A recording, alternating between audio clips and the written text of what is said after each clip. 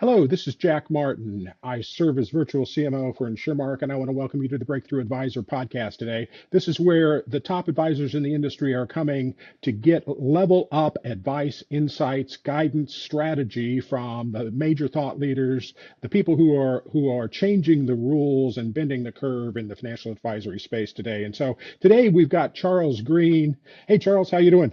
I'm great, Jack. Thank you for having me on. Hey, thank you very much. So, if you don't know Charlie, he wrote the book Trusted Advisor. Okay, and so for a lot of us, that's been must read material for years. But it really has become kind of a new thing. Charlie is a best-selling author, speaker, consultant. Well, Charlie, you tell the audience a little bit about your background, about how you got here. Okay, just one quick thing first. My co-authors would be upset if I took sole credit for the book. So I co-wrote it with David Maister and Rob Galford. And how it got here, I'm a kid from the Midwest. I ended up going to college in New York City, drove a taxi part-time while I was there. Ended up going to Harvard Business School, got an MBA to go with a philosophy undergraduate degree. Spent 20 years in management consulting, left and banged around for a year, and the three of us converged, and we were all having the same kind of idea. You know, basically, what were all the mistakes we made in consulting for 20 years? Let's write them all down and tell people how not to do that. And it coalesced around the idea of trust, and we were lucky enough to be the first people that kind of the term trusted advisor was out there. I think Merrill Lynch had some ads about it. It was already popular enough that you couldn't copyright or trademark the term.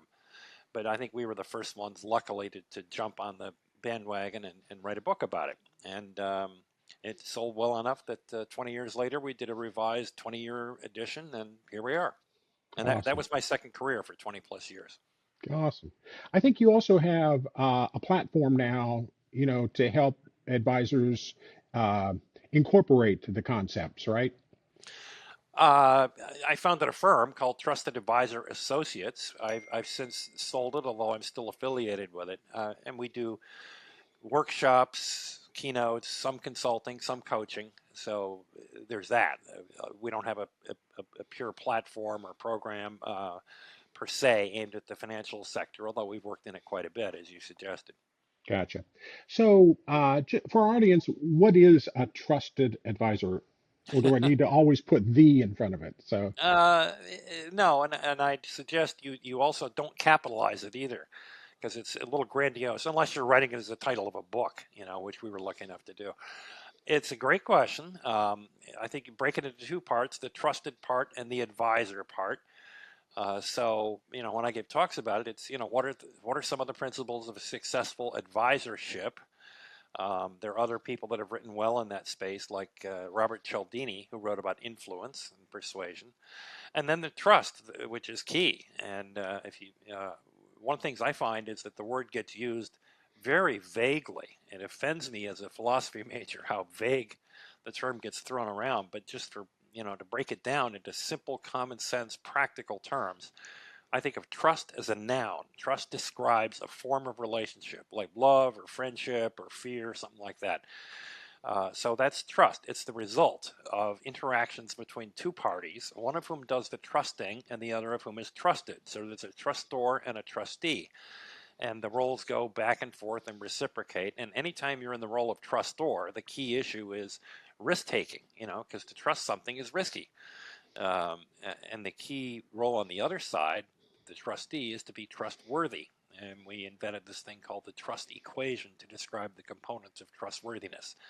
So that's a lot of what we've done is really trust, trusting, and trustworthiness, and dive deep into each of those three buckets. so there are a couple of things that really jumped out at me in what you were saying, and one of the first is this notion of emotion. Yeah, I think that as advisors, we have defined our value proposition around in our credentials, our longevity, our right, process, right? Hey, right, I've been practicing financial planning, holistic financial planning in Dallas, Texas for the last 25 years. We use a fiduciary planning model. We serve people who want to preserve their wealth, okay? right, If I've read that on one advisor website, I've read it on 1,000 advisor right. websites, okay, Yeah, which speaks to the fact that we don't have a lot of differentiation, right? So it's interesting because now what we're discovering is that clients want to go beyond that. They're more interested in things other than balance sheets and Monte Carlo simulations. They want an Right. emotional connection. In fact, JD Power did some really great research that they released a few weeks ago that talks about this and says that what consumers want from their advisor at the very top of their hierarchy of needs is a highly differentiated, emotionally connected experience. Right. So how does the trust emotion component play into that? Wow. Well, we could talk about that a lot. One comment would be, um, we have this model, like I said, for trustworthiness, and all the academic models out there of trust, trustworthiness, trust, like I said, all of them tend to identify sort of broadly two areas. One of them is the technical expertise, process, reputation stuff that you mentioned. And the other one, the more squishy, soft, emotional, interior, gut feel, instinct kind of component. So everybody agrees they're both components.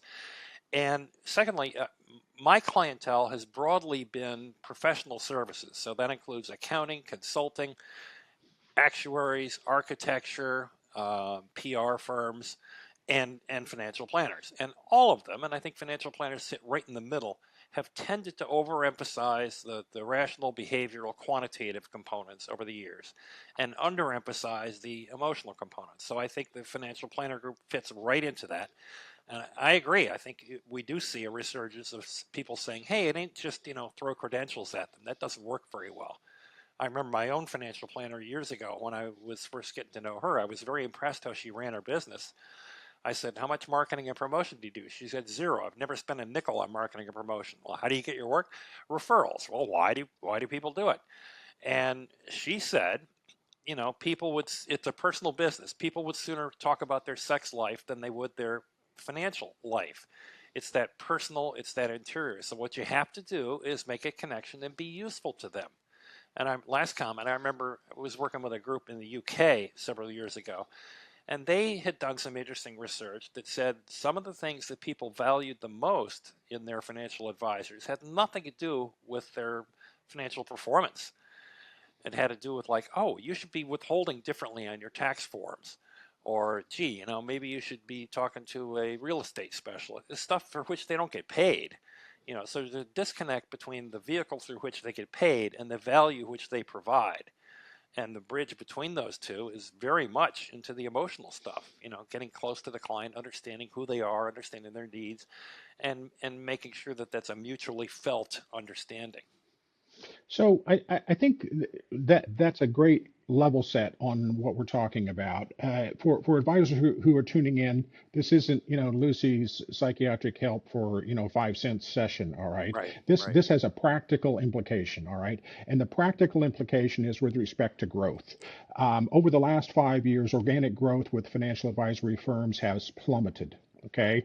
Hmm. The advisor model was built around gathering assets, right?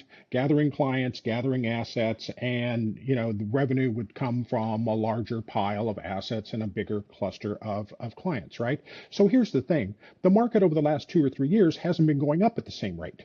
In fact, the market went down, which meant that revenue stayed the same or turned negative in some cases. All right. So what Right. that did, it was kind of like the emperor's new clothes. What it exposed was the fact that advisors weren't growing. They weren't attracting new clients. They were instead living off the growth in the market. So when you Yeah. start to back out what's happening with the market and you look at a firm's health, are they growing or not? Okay. So compound that with this tsunami of merger and acquisition activity that's happening in the space. Okay. And so it's starting to expose this key KPI, this key metric, right? So here's the thing. As an advisor, there's three ways you can grow. All right. You got to retain your current clients and you got to get more deeply engaged with them so you get referrals like your advisor was Yep. telling you. The Yep. second thing is increase your share of wallet. Yep. Okay, which means they're going to trust you with more money. And the third thing is acquire new clients. Right. Okay, number one problem, if you survey advisors today, is client acquisition.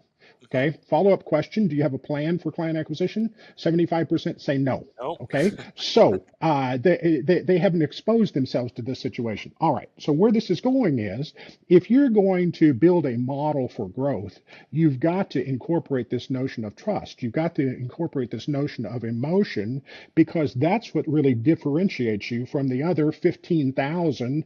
investment advisors that are in the business, right? What we've learned is differentiation isn't about what I do, it's about the client. Hmm. Okay. And so it's really about that emotional connection. So for the listeners out there who are maybe thinking, what the heck is this? This is a session that really at the end of the day is about growth. Yeah. It's about, leveraging trust and emotion in order to accomplish that. So I think you've had some experience with that, haven't you, Charlie? A little bit, yes, indeed. I had to go back and, financial advisory is not my deepest segment, but I've done more than a few over the years. Yes. And it's all, I mean, it's true for lawyers, accountants, and as you said, actuaries, architects, and the like. At the end of Yeah. the day, the firms that are growing, the firms that retain clients, the firms that get more share of wallet, are firms that have that emotional connection. And that's exactly what JD Power said, and that's what advisors are experiencing Hmm. today. So Yeah. one of the other things you said in the open was, there's this concept of risk Yeah. that's incorporated into trust. Okay, and I think that's an important nugget to maybe unpack a little bit. Um, Hey, folks, let's be honest. I mean, most Americans aren't in the best position financially for retirement. Okay, no surprise. All right, Right. they're struggling to get their arms around, what size T-shirt they need to buy, and then how to Right. get the wherewithal to buy it. Right. So, whatever their pile of money is, whatever they have in their little shoebox, we need to they're going to bring to you, and they're going to risk that with you. Yeah. So, talk a little bit about, that risk component of the trust piece and how advisors can Yeah. manage through that. Well, I think when you speak to an audience of financial planners and you say risk, they are thinking in terms of financial risk, alpha, beta, risk profiles, risk aversion and stuff. And honestly, in the trust arena, what we're talking about is not so much that, it's more emotional risk. It's like, can I really trust this person? Can I share this with them? Can I really talk about my divorce? I don't want to talk about that, and the job is, it isn't just financial profiling and risk aversion and risk tolerance. It's the same kind of risk that you're afraid of in talking to anybody. Gee, this guy's knows more than I do. I don't know what a Monte Carlo simulation is. Wow, he must be really smart. He must be smarter than me. I better watch out. Shake hands, count your fingers kind of thing. So that's the sort of risk in my standard presentations that I do, for example, with a big four accounting firm. I use a hypothetical financial planner discussion to address this very point. And I say, look, imagine that you're a new client and you don't know anything about financial planning and you have to hire a financial planner and you narrow it down to two. Both of them have great credentials, they're CFPs, both of them have risk profiles and all this good stuff, but only one of them asks you a question like, what does money mean to you and your family? What are you trying to do with it? What are your goals? What do you think about your kids? What do you want your legacy to be? If you can engage people in that kind of conversation, that leads to the emotional side of the trust, and that's where the client feels risk. It's risky to share that stuff with somebody else. It's just you don't do it with anybody, right? You don't walk up to somebody on the street and have that kind of conversation. So the challenge is, how do you have conversations like that to make people feel more comfortable, more trusting, and less risky? And ironically, one of the answers is, the fastest way to make somebody feel more trusting is to trust them. So one of the challenges for financial planners is for us to figure out ways in which we can trust our clients so that they in turn will feel more, it's reciprocity. Cialdini talked about this years ago. If I trust you first, then you feel more comfortable trusting me. This is purely subjective comment, but looking at groups of financial planners that I've seen over the years, they're pretty good at some of the surface stuff. They're well dressed, they're well spoken, they're well educated, they're friendly, they smile, they wear the right clothes. So they have a lot of the external trappings of people that are very good interpersonally. but it hasn't always made it all the way interiorly. They're not necessarily friendly, outgoing people. They tend to be risk averse themselves. So you get this fear-based dynamic going both ways. And the challenge is to knock that down and get real. So, yeah, that you touched on a really important point, I think, and that is that as advisors, if we expect our clients to be transparent with us, we need to be transparent with them, right? Hello? Yeah. This whole thing about values, and about what's important to me, and what I value, from a financial, from a family, from all those different levels. I think is an area that maybe we haven't been quite as immersed in. Yeah. So what are some action steps, baby steps an advisor can take to start to step into that, to lean into that, transparency situation? Yeah. Well, I guess there's a million. I mean, I'll just see if I can come up with a few. Get really good at listening. Take anybody's listening class. I mean, everybody will tell you listening is job one, and most planners are fairly good at that, but they're good at listening to extract information and refine hypotheses and develop follow-on questions. And I suggest a different kind of listening, a listening where the goal is to make sure that the other person feels heard and understood and appreciated for whatever they say. And you do that in some subtle ways. You do it by leaning in a little bit. You do it by waiting a half second longer before you respond. You do it by, for example, wow is a full sentence if you say it right. So is ouch. So it's kind of learning the language of empathy, if you will, a little bit. Um, I think you do it also by being vulnerable yourself, by saying, listen, I've got this, that, and the other, but there's a gap in my experience. I don't know anything about this, and it seems like you do. Please tell me something about that. So what you're doing is you're respecting the client by pointing out that, they know something you don't, not something every advisor would say, and then following that up by appreciating it and listening to it and reacting and saying things like, wow. There's a little smattering of stuff. Yeah, so I think that's why, from a marketing perspective, we talk to advisors about storytelling. Yes, yes, I yes, think yes. I should have mentioned that. the more that we share about ourselves and Yes, our origin story, how we yes. got here, what motivates us, why this money piece is so important. And yeah, hey, folks, look, we're living this thing, all right. So we've got parents who are experiencing what longevity is about. Hmm. Okay, in all its manifest ways, and And so some of our parents who are experiencing longevities. 100%, and children, who are going to experience our longevity, and Right, all of those issues. So right. there's a level of transparency that goes on there. So to the active Yes. listening point, here's something that's really helped me, and that is to rely on an app. So I have an app when I'm in a meeting, whether it's a Zoom meeting or a phone call or a face-to-face meeting. I have an app that does note taking. And so I don't have to worry about taking notes and Right, capturing what's going on. I can focus in on what Charlie is saying and right. understand that. Yeah. The other thing as a financial advisor is to embrace this concept of co-creation. Hmm. We used to think that, hey, I'm the financial advisor and I'm going to give you this leather bound book that's going to tell you how to run your life. Okay. Right. So honestly, the Gen X and Gen Z don't respond very well to that at all. Yeah. Okay. I'm And not I sure think the earlier generations responded very well either to it. yeah, I agree. I think we may have been just a little bit more silent about it, right? Yeah. So this concept of saying, all right, so what is important to you? What are the goals? Where do you want to go? And the notion of the client review. I mean, when I got my CFP and we were first starting out, I mean, the client review, we had this 3-page agenda, and there were 15 items on it, and we had to review this report and that report and so on and so forth.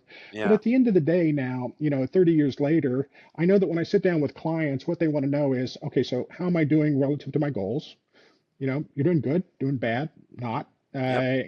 And what should I do next? And it's really very simple. And they're not as interested in the details as I am. Hmm. So, I think this notion of saying, let's create a plan together. You sit down with me and let's figure out what this looks like and how we're going to build this so that it meets your needs, your goals, your concerns, your values. Yeah. Where that resonates to me, Jack, is that we have a little model in the book, sort of a five-step or four-step sequencing of advisory status from expert to problem identifier to um, I forget envisioner to trusted advisor. It's not necessarily linear, but the point is, you remind me of the step between the first one and the second one, between the expert and the problem definer. And it's huge. An expert is just like you described. Your job is to answer questions. Client has a question, you have the answers, and you're going to preach from the leather bound book. It's a huge step to move to a collaborative joint redefinition of what the problem is. And problems get solved a lot better if the client and the advisor both work on the problem. What problem are we trying to solve here? And if you work out that collaboratively, you've established a much better basis for trust and compliance and so on. So here's a data point, folks. Firms that are focused on the client's problems, solving the client's problems, grow 3 times faster than firms who are expressing their value proposition. Beautiful. Here's what I can do for you. Tell me about what your problems are. Let me understand you. 3x is the difference. So Yeah. there's practical implication here to what we're talking about. Um, you were Yeah. about to say something. Well, yeah, let me just tee off that. First of all, that makes total sense to me. I completely believe it. And here's a subtle but huge thing. It's tempting to say you should develop trusted advisor relationships so that you can make more money and be more successful and grow faster. And well, it's true, as you just pointed out. It's also the wrong way to phrase it because if your overriding objective is to make more money and be more successful, that's all about you. So you're undercutting your very premise. I would argue you can't be really client focused if your ultimate goal is your own wealth. And I go back to, I forget his name, one of the leaders of Goldman Sachs in the old days. He had this great saying. He said, "We are long-term selfish. Yeah, we're greedy. Yeah, we want to make money, but long-term. And the way we do it is not by focusing on getting rich and greedy in the short term. That'll kill it. That'll kill the golden goose. It's by relentlessly, religiously doing what the client needs. And if we do that, we believe in that 3x factor of growth and profitability that you just cited. We believe it. And I do too. And the data you just cited proves it. You just Yeah. can't make it your goal. It's got to be a happy byproduct. You're absolutely right. It really is. It's not about you. Yeah. Those are the key words. It's not about you. Yeah. When you make that paradigm shift and you say, I really want to dive into what's important in your world, Right. and understand that and see what we can do together to improve that. The other stuff will follow. I It takes mean, care of itself. You're right. be a good businessman, run your business right, staff it Right. right, organize it right, do all those things, of course. But the driving force in this is to be focused on the client's problems. It's also interesting, so when you take that mindset and you say, okay, so there are lots of people out in the world right now who are concerned about longevity, right? How to manage longevity risk, all right? So if those people are out there looking for answers, so let me say, hey, I'm a guy who helps people address those, okay? And then if you want to talk about it, great. I'm a guy who can help you understand that. I want to hear why it's important to you and how it's impacting you. And then I want to work with you to develop solutions that will work for you. Okay. Yeah. When you Yeah. get that alignment Right. from lead to client evangelist, Right. the growth factor again goes up substantially. The Yes. conversion rate increases Makes from total like sense. 12% to like 36% conversion Wow. rate. So the whole trust thing has practical implications. There, there, Absolutely. there was we had a conversation the other day, and you said something interesting. We That's good. you say a lot of things interesting. Um, it was about managing expectations. Oh, yes. So, we've kind of grown up in this world of saying, hey, let's manage expectations. Let's, under promise and over deliver. And Right. your point is, that's not a very good way to build trust. So Exactly. kind of expand on that a little bit, will you? Yeah, it's a kind of a sideways, tweaky little point, but I like it because it really we all did, as you said, grow up in an environment where you're supposed to underpromise and overdeliver, and that's a good thing. And I would point out, no, it's a bad thing. You're a liar twice over when you do that. When you underpromise, you're lying. You don't intend to do what you just promised. You intend to do more. So you lied first. Then when you overdeliver, you lied again. You led them to believe you're going to do a certain thing. And the example I think I gave you was John Chambers of Cisco Systems a couple decades ago. He became a Wall Street darling because Cisco always, beat their earnings projections. So they became the darling of Wall Street. Well, guess what? After Wall Street's not stupid, and they caught on before very long. And they said, well, the guy predicts, $5 a share, it's going to be 10. And they priced it in for perfection. And if they didn't double their expectations, boom, the stock took a hit. It's like once you buy all your employees a Christmas turkey, what are you going to do next year? Now they all expect the turkey. You're either going to have to overperform it and do two turkeys, or I don't know. So that's what I meant. You're better off doing exactly what you said you would do, and you're better off saying exactly what you intend to do.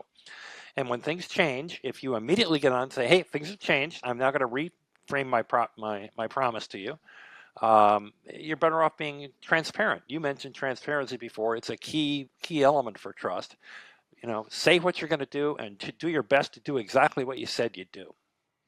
So you literally have this formula about trust, and if I Yeah. remember right, there's an R in there, which is for Yep. reliability, right? That's right. So the way I interpret that is to have your say and do aligned. Yeah. That's Okay, a good way to put it. so that's kind of a great mental way to go through your day and go through your planning is to say, okay, so is what I'm saying aligned with what I'm doing? Right. And to your point about managing expectations, obviously there's a little bit of a disconnect there, right? So talk about the reliability piece of your equation. Well, yeah, the full equation for anybody listening, it's C plus R plus I over S, and let's focus on the R, which is reliability. The three components in the numerator are all positive virtues. Reliability is obviously one. Reliability is also the easiest one in many ways to do. Just make a lot of promises and keep them. They don't even have to be big promises. Just say this meeting's going to last 32 minutes, and at 31:50, the meeting's over. Wow, that guy's really dependable. It doesn't really take much. Reliability is also the only component in the trust equation which literally requires time. There's a common mistake that we make about trust. We say, oh, trust takes a long time to build and only a short time to be destroyed. Well, neither of those is true. With the exception of reliability, it doesn't take a long time to create trust. In fact, we trust rather quickly all the other components. And it also, if you have a deep level of trust, it doesn't get blown up just by one bad experience. The deeper the trust is, the more likely they'll forgive you a lapse. So anyway, there's and reliability also. It's also fits neatly into the modern management techniques of quantification, and it's easy to quantify things around reliability. So So what do all the letters mean? C stands for credibility. Think of it as expertise, credentials, that kind of thing. So credibility and reliability are both the kind of quantitative database kind of components. The third one is intimacy, credibility, reliability, intimacy in the numerator. Intimacy, security, emotional security. I feel safe sharing stuff with you. I can have, quote, intimate conversations about my financial life and my family and my legacy and what I want to leave in my will if I feel safe and secure with you. What Uh, so one I'm sorry, one Go random ahead. thought just popped in my mind. So Yeah. one of the uh, impacts of one of the negative things that can happen when you start talking about intimacy is Yeah. you start having this conversation about shame and judgment, and Yeah. in the financial services business that really is super prevalent. When my client brings their shoebox of all their financial information in, there's the potential there for them to feel judged. Yeah. Schwab had a commercial a few years ago that said, what's your number? And it showed people walking through the vineyard. Well, if that isn't Oh the yeah. ultimate judgment and evoking True. shame, I don't own a vineyard, so obviously I'm substandard, right? Right. So it's really the business is rife with the potential for that. And as advisors, we need to be super sensitive about it, super sensitive Yeah. about how we ask questions, right? Otherwise, we blow our whole intimacy quotient, right? Yeah, it's true. And by the way, we've done some statistic. We've had about a 500,000 people take a self-assessment version of the trust equation called the trust quotient or the TQ. And it turns out you run some regression analyses on the data, and the strongest single factor out of those four is intimacy. If you normalize the T, cut it by 1/3 so it doesn't have triple the weight, it's intimacy, followed by self-orientation, the factor in the denominator, then followed by reliability and credibility, which are the least impactful of the four. So the I Interesting. thing is really important. Interesting. Yeah. So this whole thing about being transparent, about being self-aware, that whole intimacy thing Yes. is critical, is what you're saying. Yes, That's it what the data is. says. And Okay. that's what the data says. That's right. Yeah. You can throw vulnerability in there as an overlapping Venn diagram too. That kind of fits in the intimacy thing. And then finally, just to wrap it up, in the denominator, you have self-orientation, the S, and that does double duty. Part of it is selfishness. Well, fortunately, most people in business don't suffer from that. Not, I mean, Bernie Madoff is no longer around. The more common flaw in self-orientation, remember that's a negative because it's in the denominator, is just self-preoccupation, constantly thinking to yourself while you're supposedly talking to a client, how's it going? Are they going to buy? When's my next meeting coming up? A million forms of just self-centeredness, Yeah. Not just not garden to be too variety. not to be too crass, but calculating how you're going to spend the commission off this Yeah, sale. exactly. Exactly. Yeah. And it could be any Okay. thought at all. Anything that distracts you from trying to make that emotional connection in the moment with the person sitting in front of you, either live, on the screen, whatever. So those are the four factors. By the way, those are for trustworthiness, not for trusting. The trusting stuff goes back to risk. But those are the four components. If you want to evaluate whether and how much somebody is trustworthy, it's a decent little equation format for thinking about it. Wow, this has been a great conversation. So, as we're wrapping up, I like to lob this over the fence to my guests. So, what are a couple of things that Charlie does outside of consulting on trust that would surprise our audience? Geez, I don't know if anyone would surprise. Yeah, I write little social media things on a lot of it in the last 5 years. I'd say has burrowed more into the intimacy thing. I love little stories of people that overcome the natural human tendencies toward fear and cautiousness and ingrown and so forth. I'll just share a tiny one as an example. There's a My wife and I take our dog down to the local dog park in the morning, and there's a dozen people there. They all congregate with their dogs. And the other day, a woman with a small dog, there was a younger lady in with a big dog, and the big dog suddenly went nuts and started mauling the smaller dog, practically killed it. And of course, the owner of the small dog is just freaking out, and screeching and screaming, and they called the cops and the animal control. And while everything was settling down, she noticed that the woman that owned or was with the big dog, actually a young gal in her teens, she came to realize it wasn't really her dog; it was her mother's dog. She was visiting from out of town, and this gal's only 17 years old, and here is her mother's dog just practically killed another dog. So she's crying, all upset because she's getting yelled at. And the woman, the owner of the small dog, had the emotional fortitude to go up to her half an hour after her dog nearly got killed and say, "Listen, I'm sorry for making you cry. I know it's not your dog, and I hope you can forgive me for yelling at you. It's a stressful situation, but I didn't mean it about you. I'm sorry for making you cry." Now, for somebody to have the low self orientation and internal fortitude to be able to process that within half an hour and to behave in that way, I just find that inspiring. We all should aspire to that kind of ability. So that's it. Not a very good answer to your question, but Well, but it's a it's great a answer. story, like you said. It's a great answer. I like it. This has been awesome. It really, I've enjoyed this conversation. It's terrific. Oh, me And too, Jack. hey, folks. So the takeaway on this is that trust is a gateway to growth. personally and business wise. Yeah, and they go And together, by the way. and Those two are linked. there is a process to this. And if you want to dive into more about this process, feel free to reach out to someone at InsureMark on our sales team. They'll be happy to share some of the tools and practices that InsureMark is making available to other advisors. So, hey, on behalf of InsureMark and the entire InsureMark Nation, I want to thank you for joining us today. This is Jack Martin, virtual CMO for InsureMark. Thank you for joining us on the Breakthrough Advisor podcast. Please like, share, subscribe wherever you get your podcasts. Feel free to pass this around. There are links on the page where you can get more information about Charlie and his materials and his process and his offerings, as well as more information about InsureMark. So, on behalf of all of us, thank you all very much for joining us today. Look forward to seeing you again next time.